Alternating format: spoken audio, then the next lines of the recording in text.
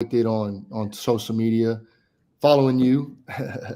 I yeah, so I work at a place called the Great Outdoors. We do like sandwiches and soups and salads and stuff. It's everybody thinks it's like a Dick's Sporting Goods or something, but Yeah, it's like a sub shop.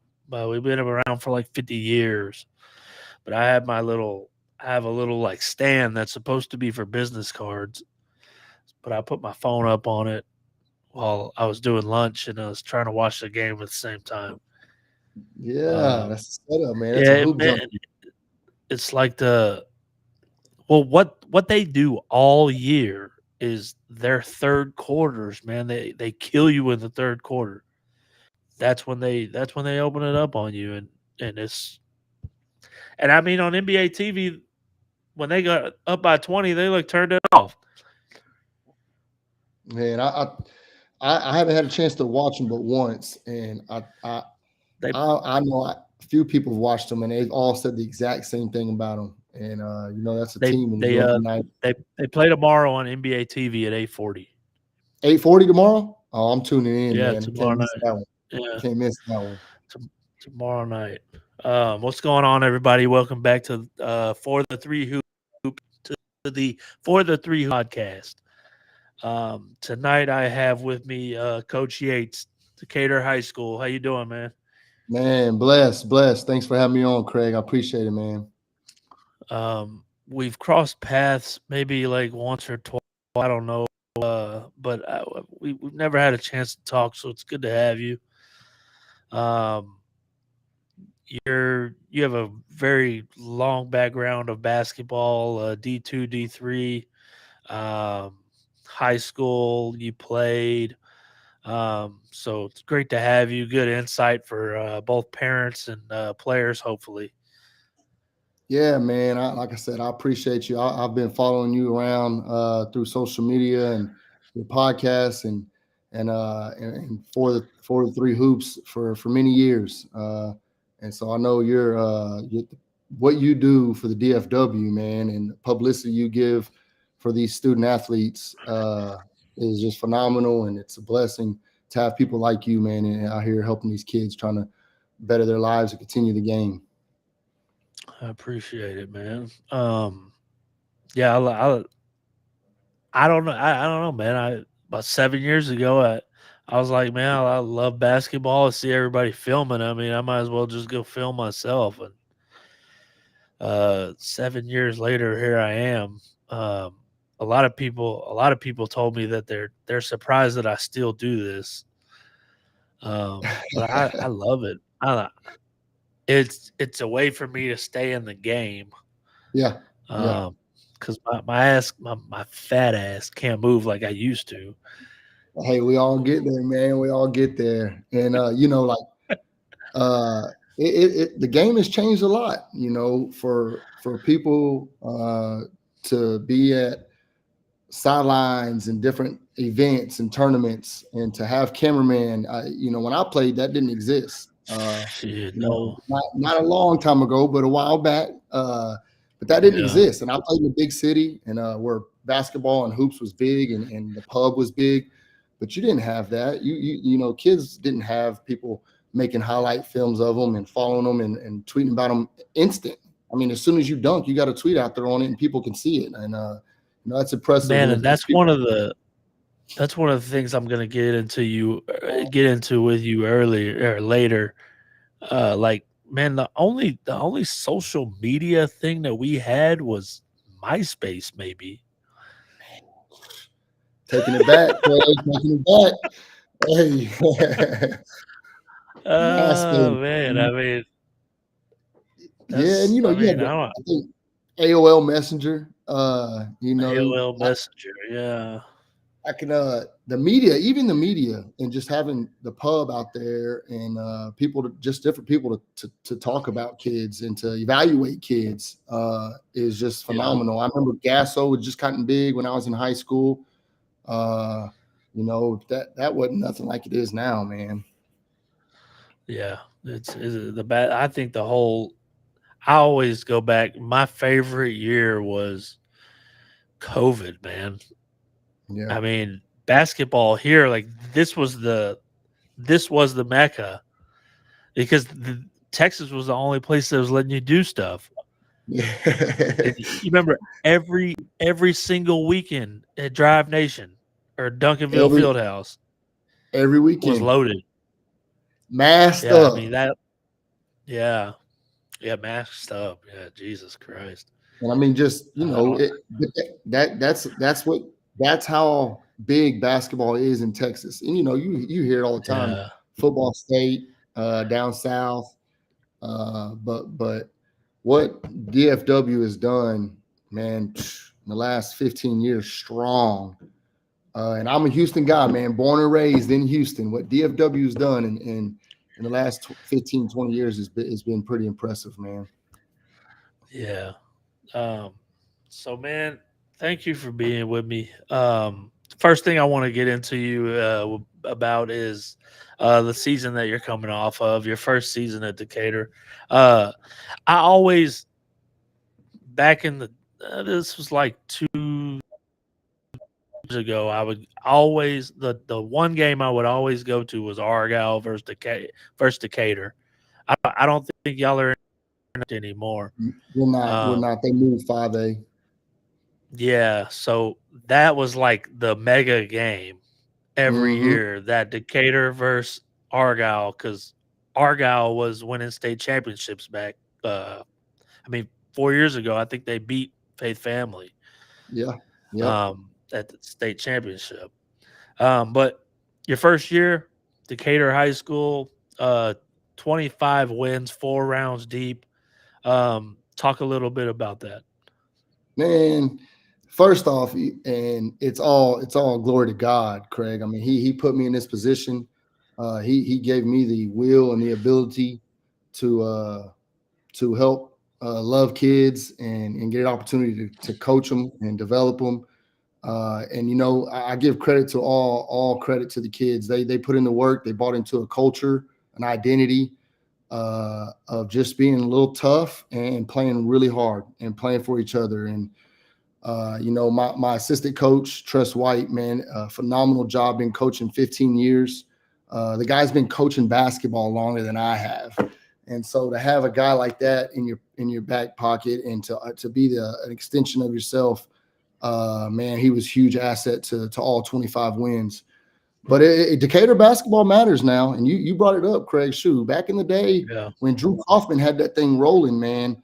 Who's now the yeah. girls' coach? Who's a hell of a coach?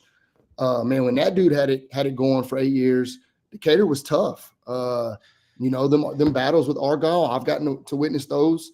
When I recruited Callaway Dykes, he had a player named Callaway Dykes Callaway that Dykes. when I Yes. was at Murray, heck of a player. Yes. Obviously Parker Hicks, man, who was a stud at Lubbock Christian. Yeah. I got a story to tell you about that dude at the end of this thing. But man, I mean, just Decatur basketball has always had hoopers, and they care, and the youth from little dribblers all the way up. And so I walked into a gold mine, man. I didn't come in here as a first time head coach and go win a bunch of ball games. Decatur's history, Decatur's basketball culture in the community, and then those kids I had this year. That's why we won games, man. But I was just blessed to be a part of it and be called their head coach, man. Uh, what age did you get into basketball? So I was actually a late starter. I was an all baseball football guy.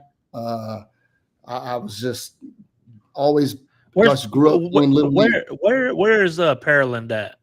So Pearland is right outside of Houston, about 10 minutes south of South, Houston, South. Okay. south of it. Yep, South Houston. Okay. It was a smaller town, one school town when I was there, but we were always 5A. So still the highest class then, back when I played in Yeah. '04. But it's obviously grown now, and you got Shadow Creek and Manville and Pearland Dawson. I mean, they're all right there. But basketball, I started late. I started in 7th grade. Didn't pick up a basketball really and start playing until the 7th grade. I grew up inner city Houston. I never really kind of knew about the game because I was always so much into travel baseball. And so doing travel baseball and doing the football deal kind of kept me from playing basketball. And then I had some things going on in life. My parents were kind of in and out of prison, and kind of in the 80s, man, when I was born, crack and things like that hit the streets real hard in Houston. And so my parents got kind of caught up in that for a while. And so I kind of got lost in the love of the sports. Actually quit prior to going into seventh grade. Didn't do anything playing little league wise, baseball, football, or basketball. And when my grandma adopts me, when she adopts me, man, it changed my life. And I actually found basketball. So moved into I lived in some neighborhoods where were real tough. And man, I moved in with my grandma, and the neighborhood I'm in then, one of my best friends is all he does is hoop. I mean, every day he's outside like you are at the double rim on the cement park shooting number three balls, man. And so, Yeah. Yeah. I wish I had a so rebounder. yeah, you don't need one when you make them. It comes right back to you, brother. Yeah. Uh, but man, so my buddy got introduced me to basketball. He told me to come out there and play one-on-one with him. The king of the court is what the kids like to play now. Mm, But we get out there and play that and play 21. And I kind of just found a love for 21. it. And man, I wouldn't say I was good at it by no means, but I was an athlete. I'd played other sports, but I just found a Yeah. love for it. And man, I ran with it. Craig. I had an opportunity. My grandma took me in, and my life changed. I actually ended up not playing baseball or football in the eighth grade, and went straight basketball. And why do you think that was? I think my environment, the neighborhood was Yeah. more hoops. It was more hoops, man. We had a park right down the Okay. street where everybody would go, and we all would hang out and spend hours and hours and hours of just hooping. And it was real hoops. It was inner city. It was check ball up and guard full court on cement. And it was tough. It was tough environment. And so I kind of adapted all that, and I kind of fell in love with it. And so and that's kind of the way I play and I coach. I coach with passion. I coach with toughness. I love with a lot of toughness, but we're gonna get after it. And I think that's kind of how my teams play. I think that's what the identity they adopted at Decatur. And so growing up that way, man, that's all I knew. And you see that a lot in DFW kids. You'll go to an open gym. You can go watch a church league, and they're 36 years old, and they're out there picking up full court, man. I'm like, golly, but that's what they call the dog in them, man. That's all they know, and it's competitive and competitive. If I play nowadays, you're not getting any defense out of me.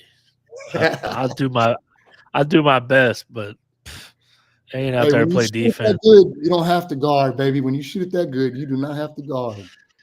Hey, man, the one thing that I miss is these these courts. I mean, I live in the same city I went to high school in. I grew up in. I went to Poteet High School. OT? Um, there's a there's a there's a there's an elementary school right around the school that's got two half courts that lights stay on till 11 o'clock, Yeah, and they yeah. don't get used anymore. I think kids need to start getting back out there, man. Like, man, Mm. the games that we used to have on those courts are epic, man. And you're talking about being in high school playing against grown men. Um, those are things that you don't get when you play kind of in those high school open gyms. Like, I mean, we're 15 years old going against 35-year-old men out Yeah. there on those courts, and they're not that they're elbowing you in the chest and Mhm. in the face, and it's one of those things. Like, I mean, get over it because you're not gonna. What are you gonna do? Talk to them? No, No, no. You no. get ran off And the some of park. them, yeah, man, some of them are crazy, man. And no, never, not 20 years ago. No, Um, no. Yeah. Where just so T, man, that's home of T book, isn't it?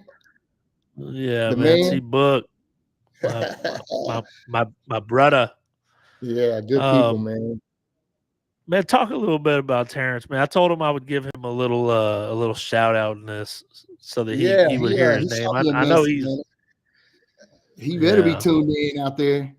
No, Uh so I didn't get a chance to coach him. I'd kind of started a little later after I finished playing, but we both played at the same university. And so uh as soon as I actually played against T Book, he was at McMurray prior yeah. and then went over to Hardin Simmons and had a heck of a few years there. But man, the kid could go. One of those kids that you try to recruit when you're at the levels I've been, and you try to get kids like that come from the DFW. But man, he's one of those kids, man, just Yeah. could get a bucket and had a He was personality and a was in a high problem. school, he was a fucking athlete. I can see it, man. I mean, he could jump out of the freaking gym. Unreal. He was kind of a He, ball hog, but we're well, I not gonna think his talk about that. cousin took all that from him at Hardin Simmons. Derek Jefferson. I don't know if you know Derek Well, Jefferson. yeah, he's about 4 inches taller too. Yeah, Yeah, he, yeah. I think He T got the coaches over ball here to at West him. Mesquite. Yeah, he sure does. He sure does. Yeah, Yep, yep. yeah, yeah, yeah. But he did well for Uh, Hardin Simmons, and I mean, I think he was part of the back-to-back. I think, or maybe at least one of those conference championships they won. yeah, good people, man. Love you, T Book. Uh, But enough about him. Um, so you end up you end up going to Hardin Simmons out of high school to play. Talk to me about that experience and maybe a little bit about.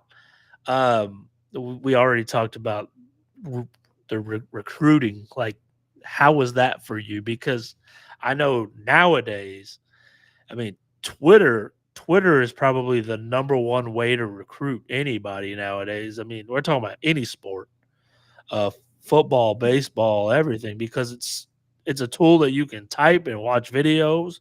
I mean, you can do everything. You don't even have to move from your computer or nothing. So talk about Absolutely. that a little bit. Yeah. Man, recruitment for me, I went to a powerhouse. We were really good, Pearland High. I played for Steve Buckaloo, who's a coaching legend. Uh, my senior year, we were number 3 in Texas, 5A. We only lost 3 games all season. I think we were like 35-3. Played with some really good players. We got put out and had earlier lost by like 1 or 2 against Houston Milby, who had Jawan McCullen. Those guys, they ended up going undefeated and winning state. So, man, we had a good team. I was a shooter. I was a shooter. I played on a team that had 4 D1 kids. Our dude was Anthony Vereen, who went on to UTA and was a stud and took him to the tournament. Went on and did big things overseas and played in the G League, and who now coaches with the Warriors. But man, that was our big man. We had another kid that went D1.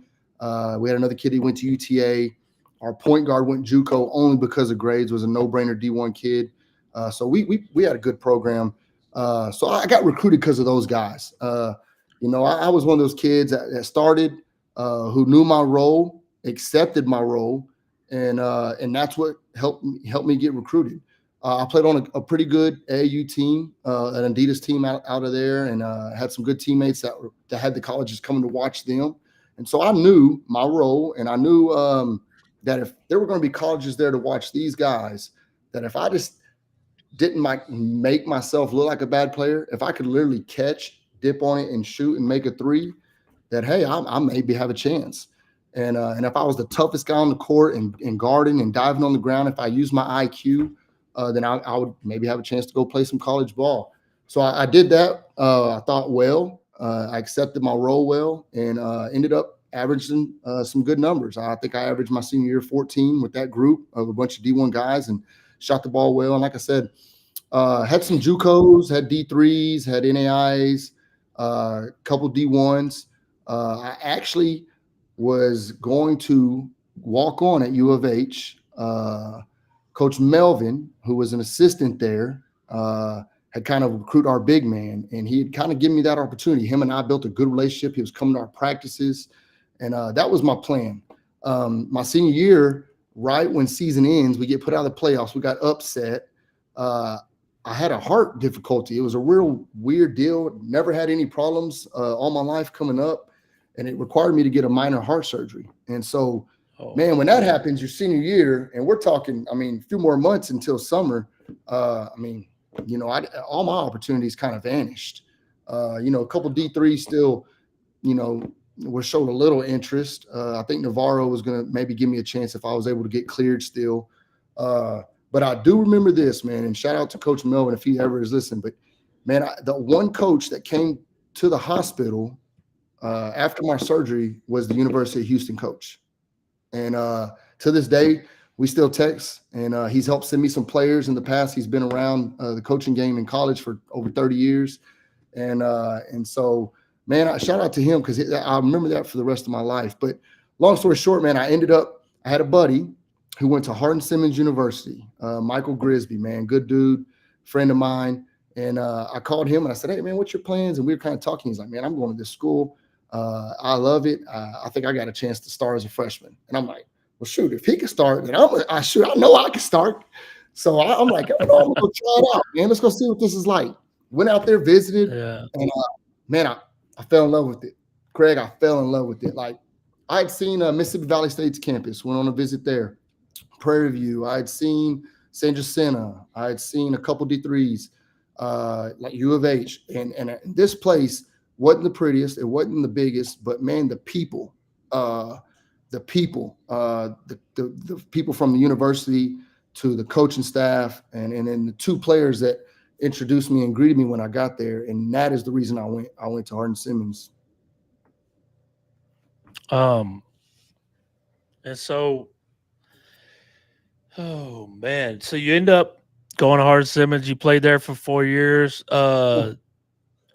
You after college ball, what kind of things did you do to try to stay in the game? And was always one of the things that you wanted to do? Man, it was ever since I was a youngster. Ever since I really fell in love with ball and I went through high school, and Steve Buckley, who was my head coach, is a mentor to me. Like I told you, my parents really weren't run around much towards the end, and they kind of had their thing to deal with. And he kind of, like most coaches do for many young men, kind of become that father figure. And so I wanted to be a coach, and I went on to college ball, had a great career, had a great experience, graduated from Hardin-Simmons. And then I'm going back to actually get a job at Pearland and go back in to get into coaching. And my wife now, we met in college at Hardin-Simmons. She's an Abilene local, and she calls and says, hey, I really feel that you need to come back to Abilene, and we, settle down here. And, we kind of just talked about it. And I was kind of like, well, where is it? Where are you going with this? And she says, well, I'm pregnant. And I said, that's all you had to say. And so I turned down the job, the opportunity I had to coach back at my high school. I actually went back to Abilene and got a house and raised my family. With that, I had to put coaching on the back burner, man. It was probably the best thing I had to do as a man. It was the hardest thing I've probably had to do as a man, because here I am, graduated college. My dream's about to come true. I'm going to get the opportunity to go and pay it forward like the mentors I had. And I had to put it on a back burner, but I did it because I had to be a man. I had to raise a family. And so took a oil field job, doing some sales, did that for a little bit, realized, man, nah, I got to get something else. So I got into more of an athletic role where I was doing some training, working out some kids around Abilene, getting into some, where I can train them more like on a athletic standpoint. And then I meet a couple people in town that are getting into where training's starting to get big. Like back when I played, Craig, you and I, we didn't have trainers. Like there wasn't no trainer. It was just you, and you go out there and hoop. Man, I didn't have like coaches opening the gym for me either. That's why you're so cold at that park, man. I'm wondering why you never miss. Like you never miss on those shots, double rim and all, man. Wind blowing. I said, man, on the park. Gotta do it somewhere. But man, like I said, I was able to get into more athletic and getting back to doing some basketball stuff. Did that for a few years. And then the person I met when I first stepped foot on Abilene at Hardin Simmons campus was a guy named Zach Pickleman, and he was a freshman at Hardin Simmons, so his sophomore year was my freshman year. I meet him immediately. Probably the number one reason that I ended up going to Hardin Simmons. Like I said, I met two guys, him and Matt Brackett, who was our point guard. Man, I meet those guys and I just immediately know, like, man, this is where God wants me to be. This is where I'm supposed to be. Not Levels, not Houston, not Mississippi Valley State, not these other schools. This is where I'm supposed to be. Didn't know really nothing about Abilene, Hardin Simmons, or D3 basketball. But I knew this is, I prayed, and that's where I was supposed to go. And so end up, he calls me and he says, hey, man, we've stayed friends for many years. I know your passion. I know your love for the game. We've always talked about this when we were in college. What do you think about getting back and trying to coach? And I said, man, it'd be a dream come true. I said, but right now, I got a pretty good job and it's paying good and everything's working out. I said, it'd be hard, but what's going on? He said, well, I'm being named tomorrow. I'm gonna be named the head coach at McMurray University. And this is one of my best friends, in each other's wedding, played 4 years together or 3 years together at Hardin Simmons. He went on to coach, I think I want to say 8, maybe 9 years at Hardin Simmons as an assistant. And this is his first head job. And he wants to hire me, a guy who's never coached or recruited. And, I asked my wife the next day. I prayed on it. And 2 days later, I told him, I said, hey, you know what? I think I'm going to want to do that. I think it'll be something that, I can get into and find a love for. And it ended up working out, man. He ended up hiring me, ended up going to McMurray and starting my coaching career, man. So you were there for 6 seasons, right? Yeah, at McMurray for 6, yeah. Six seasons. It looked like, from what I read, you had a lot of success, both on the court and academically with your players. You improved the record in the first 4 seasons. Like every year was better. Talk about how big it is for. I mean, I know that it's big, but talk about it a little bit. Having success right off the bat. Yeah, it was a grind. Winning is very difficult in athletics, no matter the sport, no matter the level. Kids are so competitive. Coaches are so good nowadays. Technology, and so you have to have any somewhat work ethic to just to have a little success. I feel. We were able to take a university that was going through a probationary period where they were originally D2, D3, sorry. Chris Beard gets hired at McMurray, and they go D2 for a couple years. Wow. And then as he transitions out, they drop back down to D3. And that's when Pickleman and I had taken over. So we had a 4-year probation period, Craig, where we had to tell kids, hey, there's no conference tournament. There's no winning a championship. There's no postseason play. 4 years. 4 years, brother. And you can't, when you recruit a kid that's a player and that's a real competitor, heck, they don't want to play for that. They don't want to just go win. They want to win a championship. Yeah, that makes it hard. You got to tell them that, when you recruit them, when you sit in that house and you're talking to mom and dad and the kid, you got to make sure you tell them that, because that's part of what we do this for, the good ones. Mm-hmm. And so that's hard. But we were able to get it done. We were able to get out there. We recruited a lot of Dallas kids, man, being an hour and a half, 2 hours away, this side of Fort Worth and a little further into Dallas. It was a heavy home run for us right here in this area. But D3 basketball, man, I know we're going to touch on this a little later, but right after this, man, it's a monster. The ASC in Texas, in the SCAC, the top 10, or I'd say easily the top 5, can go play the next level. And that next level, I don't mean just D2. There's many kids in this conference that are D1 starters. Yeah. For whatever reason, they just don't get opportunities. But at McMurray, that 4-year probation made it hard. And so to find a talented kid that's a D2 one, D2 talent, and you just happen to get them D3 is your goal, is what you're shooting for. Um, but 4-year probation, us getting that thing going and turning it around and making the conference tournament in year 2, and just had a lot of success. Pickelman, that guy does a heck of a job. He's my mentor. I learned everything I possibly could from him, and he's taught me everything I am as a coach.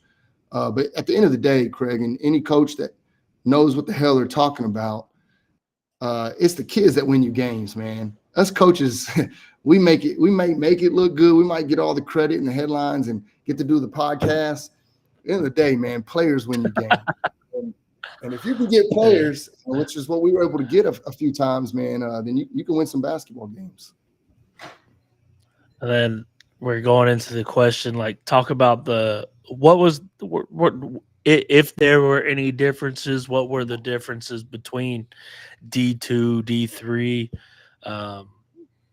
basketball? Man, Because so I mean, being a coach, there's hoopers at every level. I don't care what level it is. Go ahead. no, there, man. You know what? I had 6 years at D3. I played D3. I'm a D3 guy. 6 years D3 recruiting and coaching and watching other teams, Concordias and Mayhem Baylors and Hardin Simmons and ETBUs. I mean, UT Dallas. Gosh, I mean, you watch them and they got real dudes out there playing, like real dudes. Like you can go to the Lone Star and watch some games, and then the next night go watch D3, and it's hard to find out what's the difference. And Yeah. in a lot of those kids, there's not much difference. The one difference I would think, I think length. Length is huge from the D3 to D2. Obviously, we're always going to talk about how strong you are. I think Yeah. physique and athleticism determines levels a lot of times, especially early on. But the length of your wings and your bigs, that was a big difference in D3. I think D2 kids nowadays, and my 1 year I was at a D2 in the Lone Star, man, it's really just, I think the fit. I think that year I was at Texas A&M International with Mac McConnell, who's a hell of a coach, hell of a recruiter. We signed 10 transfers.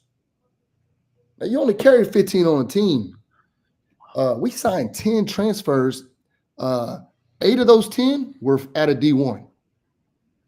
So you look Wow. at it that your whole team's D1. Well, not only is our whole team D1, but so is San Angelo, and so is this team and this team, and so I don't think there's That's it's difference. kind of like um Kingston University.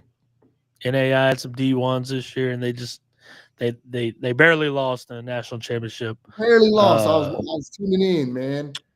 Hell of a Wayland coach. These Baptist. dudes won some games, man, like over 65, 70 games in 2 years.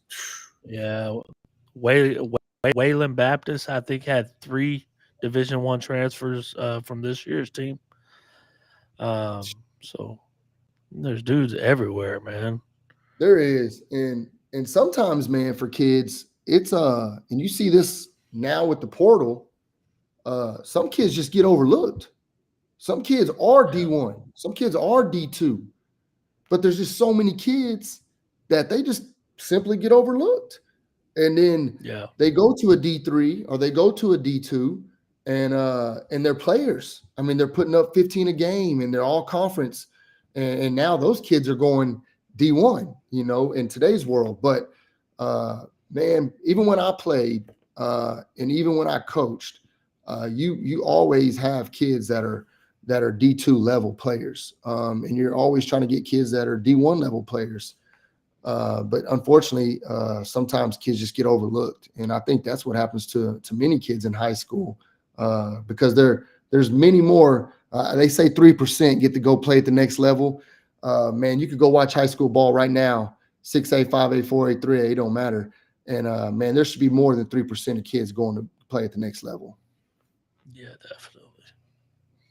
Um, So my next thing is like for some basketball kids watching, caught up. The parents get caught up in it too. Worried about getting D1 offers.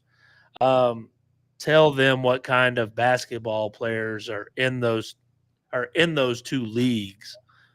And we just touched on this a little bit. You're talking about physique. Um, I shout out to my boy Austin. My boy Austin is playing at UTD. Um, he is probably a Division 1 player. Um, he absolutely went crazy at the end of the year. His last name I know, Page. yeah, Austin Page. Uh, Monster, monster. I know Fleming is happy to have him, and he gained a lot of weight too. He said Yeah, he been eating too much peanut butter and jelly. Talk. yeah, man. I always preach to my players, and I'm talking Decatur, any kids, like the opportunity to go play at the next level. You have to be strong, fast, can shoot, can dribble, can pass. You got to have the dog in you. You got to be coachable. You got to have the grades. You have all those boxes have to be checked. Not 6 of the 8, not half of them or one box not checked.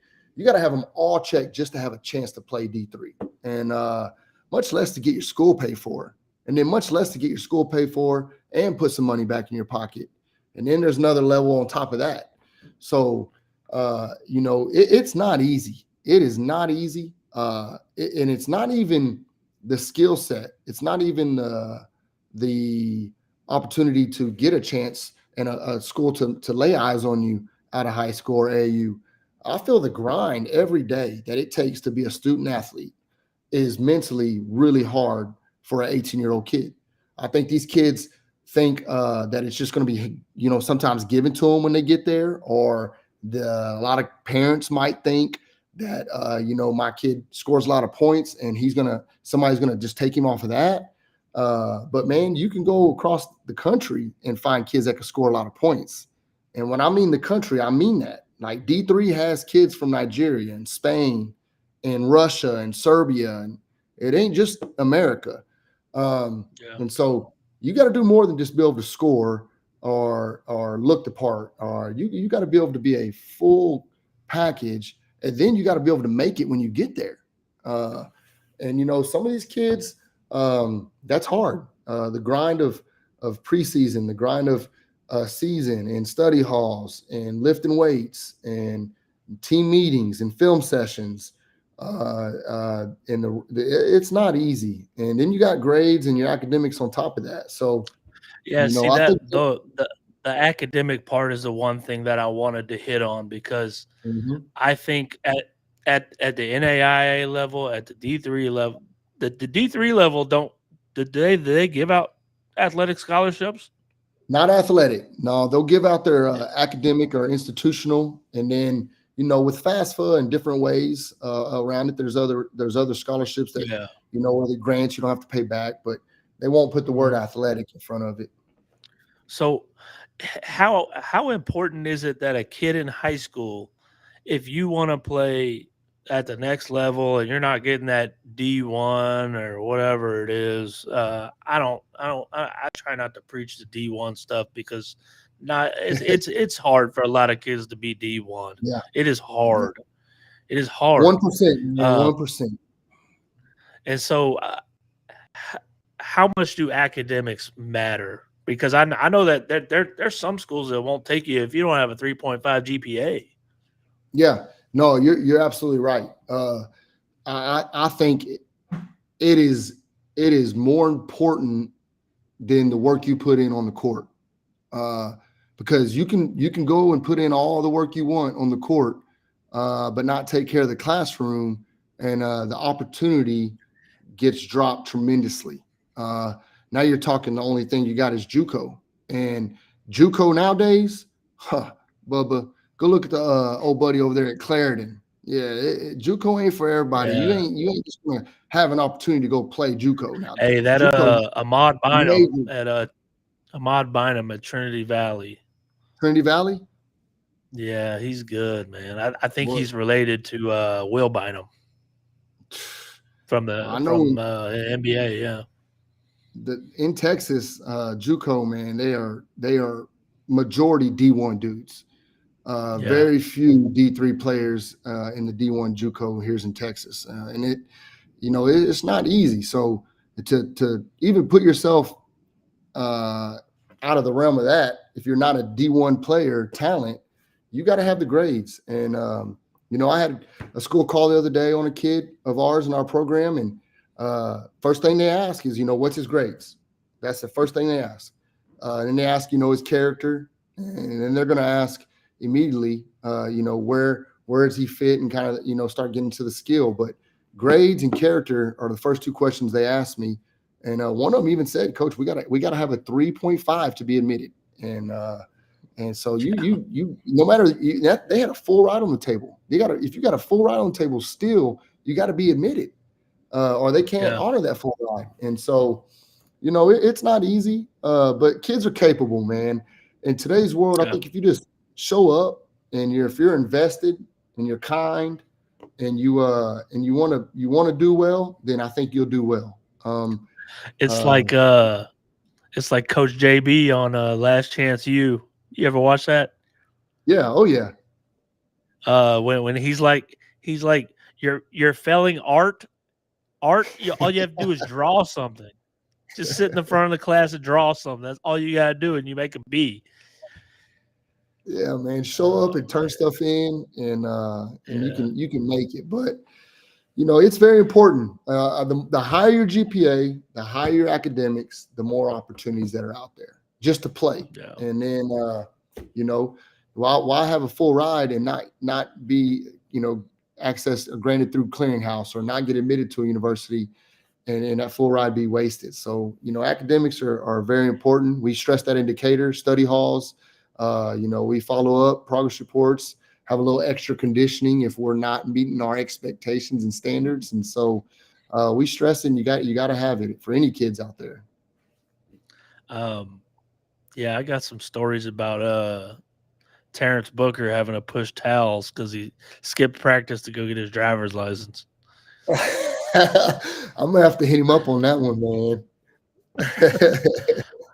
Um, man, what was I gonna say about that? What was I gonna say? What was I gonna say?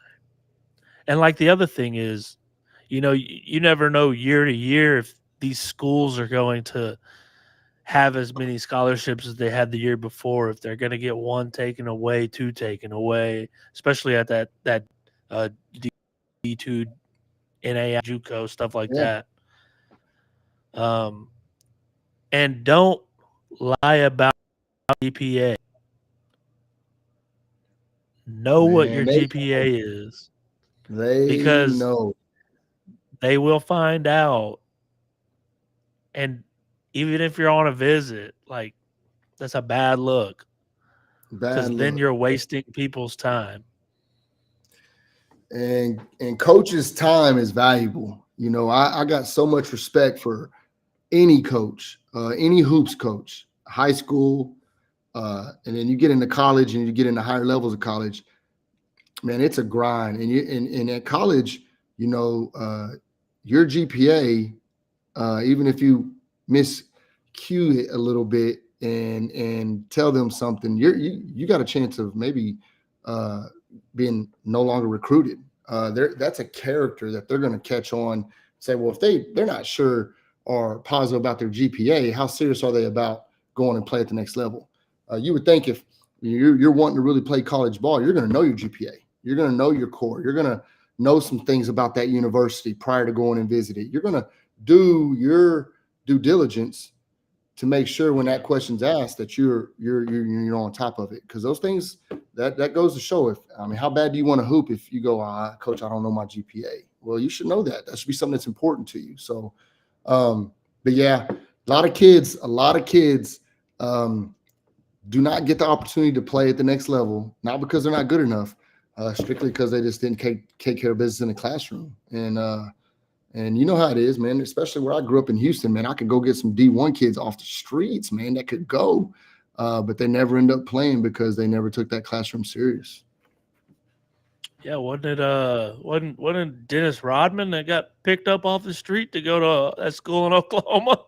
Yeah, yeah. NAI, I think, went out there, Yeah, played for Lon Reisman, who's over at Tarleton. Yeah, sure did. yeah. Look at that.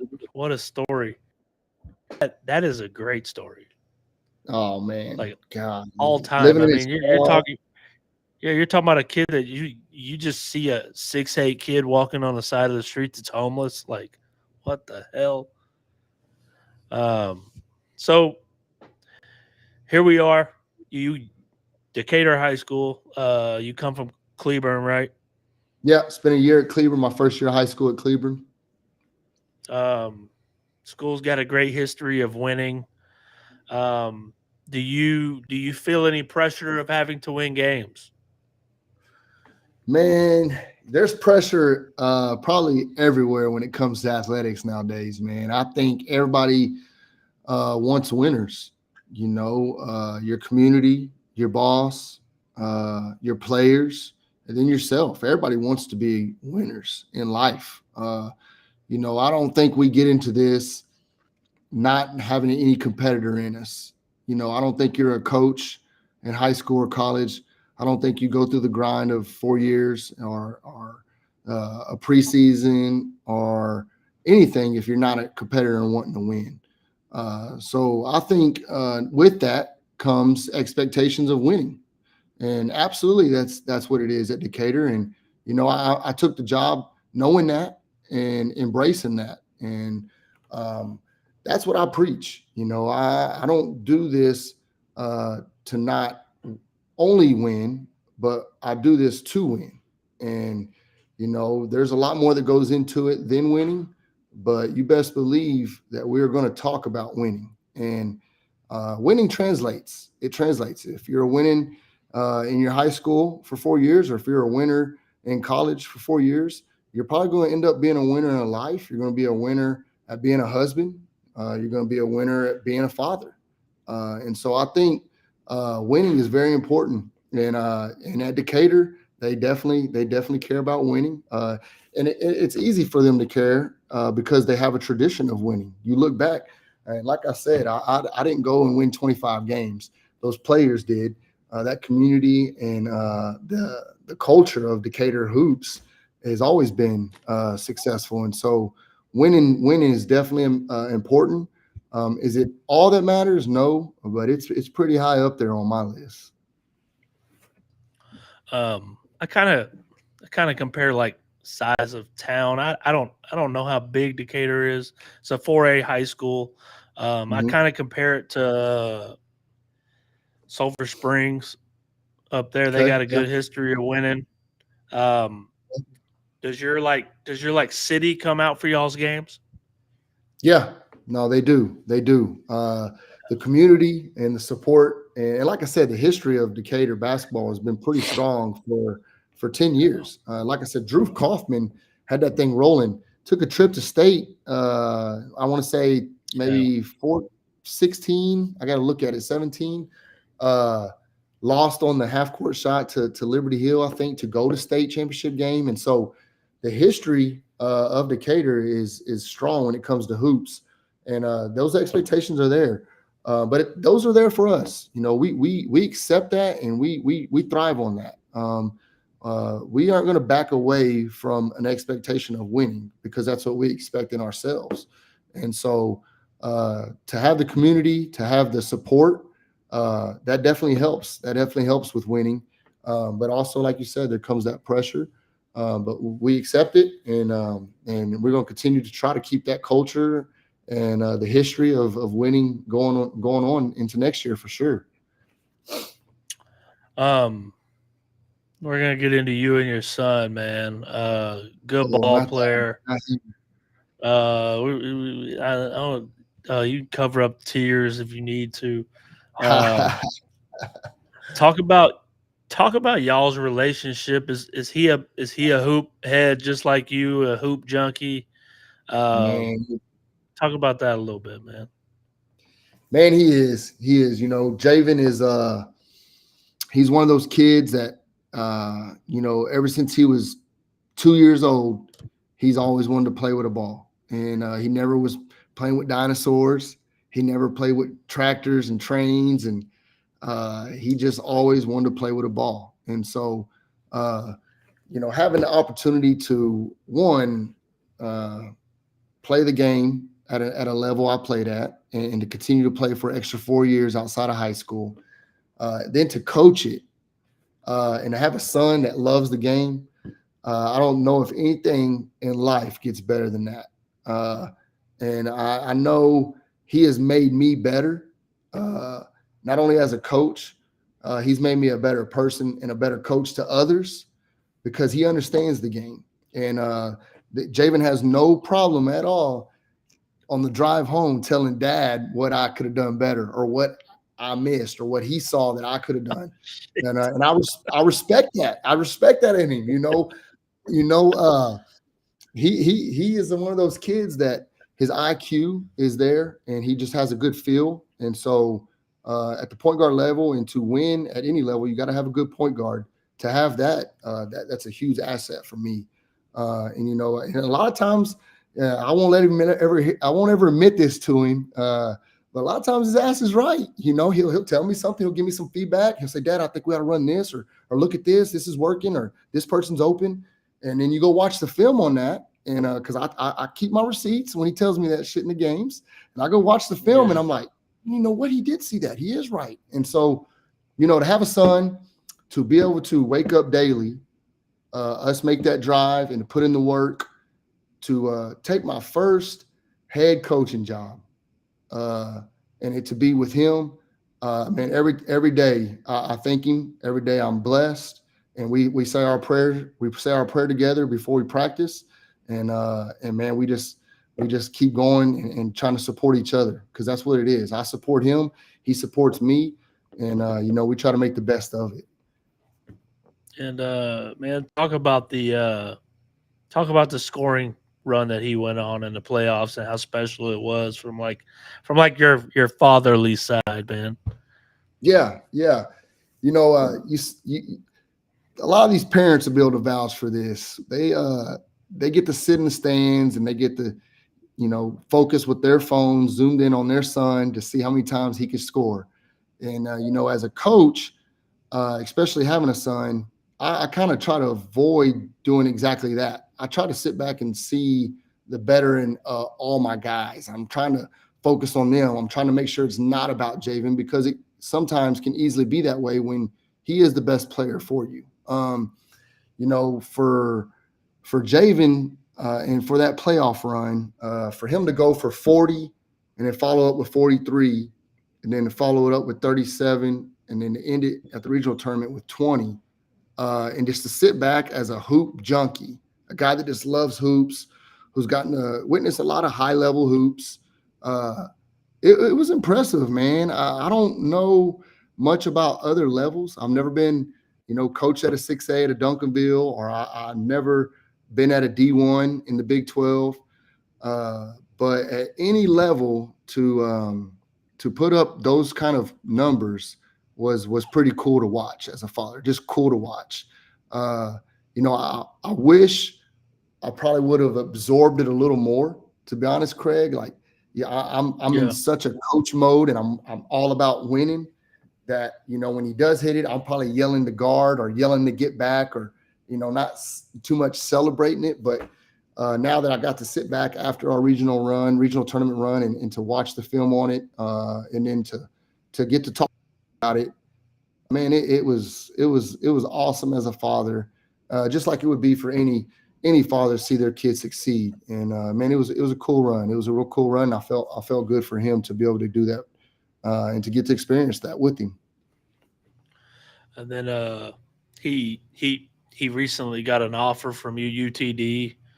Um, UTD is going to be in the Lone Star Conference D2 basketball, and then I think 2025 Yeah, or I think it's 2026. next. I think they may have to go through a probationary period too. Yeah, Um, I think it goes into. I think they announced it this summer, is what Coach Flemings was mentioning, and then it goes into effect next year, the following year, and so they're making that transition. Yeah, yeah. with you being a your past college coach experience and stuff like that, how are you helping him to navigate that type of stuff? Yeah, that's a good question, man. You know, I try to be more father than I am coach, and Yeah, I've always been that way. I've always been that way with Javen.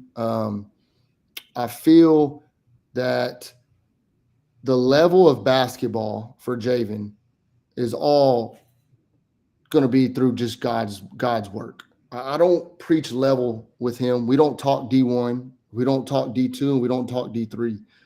We just talk the opportunity. We yeah. preach just an opportunity to go on and play for another 4 years. We don't talk NLI, we don't talk NBA. It's just, I'm a D3 guy. I played D3. I coached it, recruited it. I got to see a little D2. Probably a little old school here when I say, I want him to just be able to get his education paid for and go to school and get a degree. I've always told Yeah. Javen that uh, I was very fortunate to use basketball to set me up for a platform on where I am in life now. If it wasn't for Mhm. basketball and that opportunity, again, opportunity, I wouldn't be where I am today. Um, and That's what every so kid needs to hear. and that's what it's about. And in today's world, it's very hard. Not their faults by no means.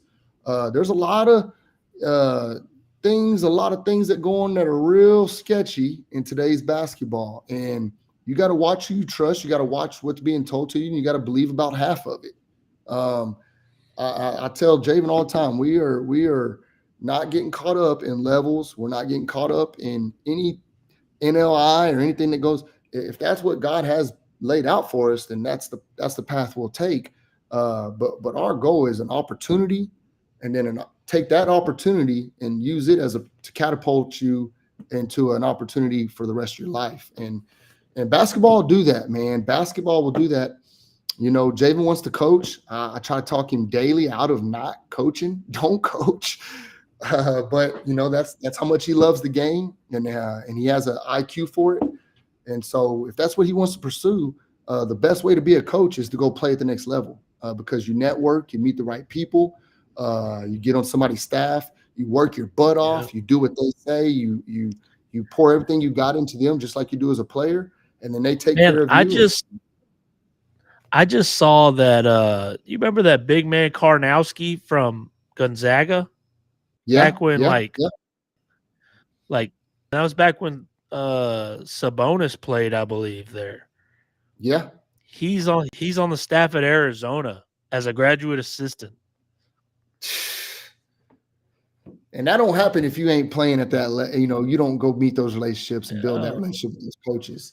Yeah, I stuff like always that. heard And I this. mean there's several uh I mean guys that come back, I mean the year after and get graduate assistant jobs. I mean it's there. It's a network. It's a strong basketball hoop in all coaching.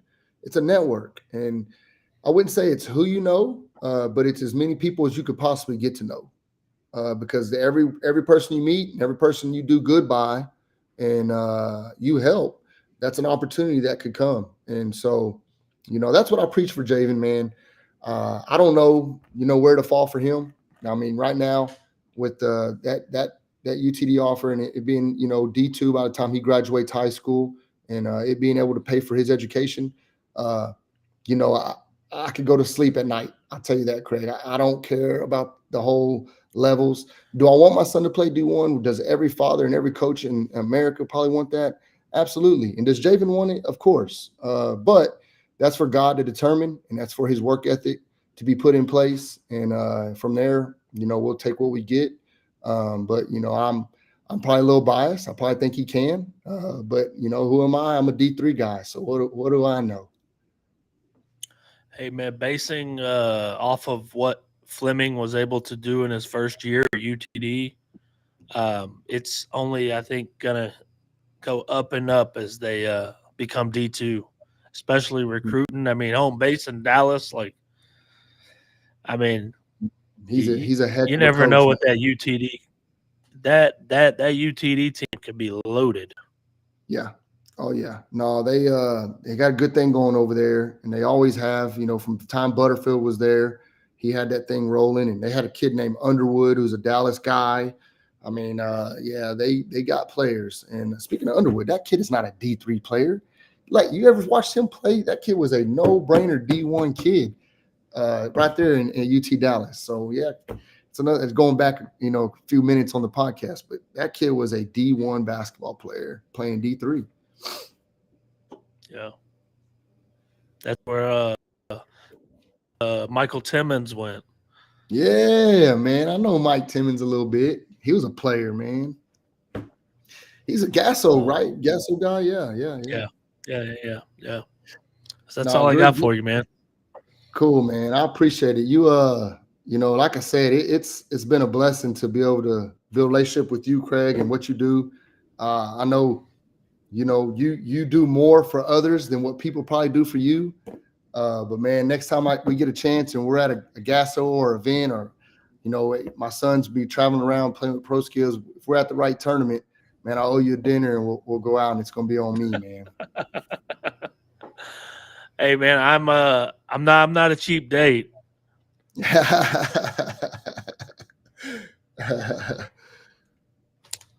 All right, man. Well, I appreciate your time. Thanks for getting Yeah. on here with me, man. I look forward to see what you're doing in the future, man. Hey, appreciate the love, man, and anybody that tuned in, man, appreciate the love. Go Decatur Eagles, and appreciate you for the 3 hoops, man. Y'all are killing it out there, and keep doing what you're doing, man. You're definitely a blessing in the DFW. Thank you.